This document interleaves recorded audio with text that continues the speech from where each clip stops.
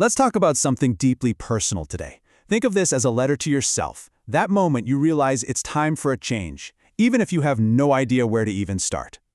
So let's just start with this question. Does this hit home for you? That feeling of just going through the motions? Like life is something that's just happening to you, not with you? Just admitting that to yourself, that's the first real step. And look, that feeling, it usually comes with this deep, bone-weary exhaustion, right? From carrying way too much for way too long. But even when you're that tired, something small inside you might be starting to stir. That little spark can happen even if you feel like you've been completely stuck in the same place for years, just spinning your wheels and not getting anywhere. And this is absolutely crucial. That little wake-up call can happen even if you don't have a plan, a map, or any clue how things are supposed to change. That tiny, stirring feeling is the change. It's the only thing that matters right now. And that leads us right into our first big idea, the moment you awaken. This isn't some huge lightning bolt from the sky. Nope, it's a quiet internal shift. So what is this awakening really? At its heart, it's a refusal. It's you finally saying, I'm no longer willing to carry all this pain by myself. I'm no longer willing to ignore what I need.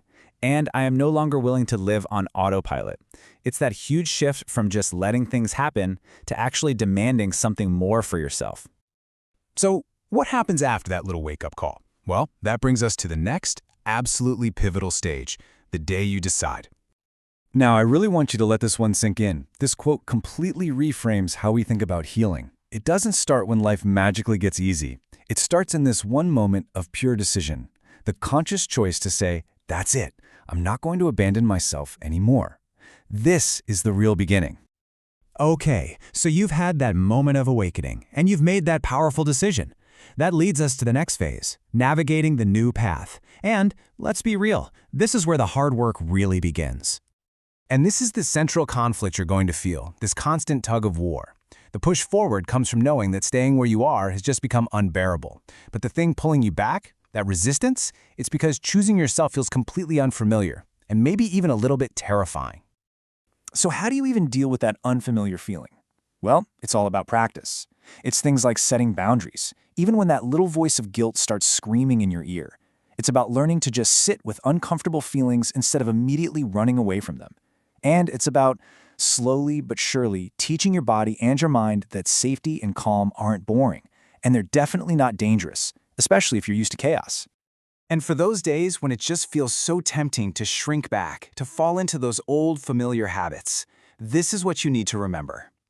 Think about all the work you did just to get to this point.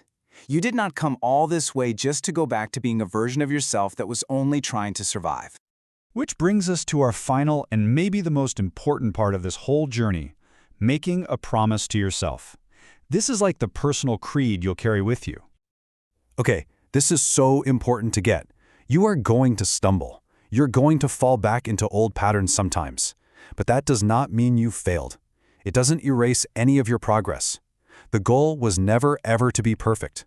The goal was always about returning to your breath, returning to your boundaries, returning to your decision.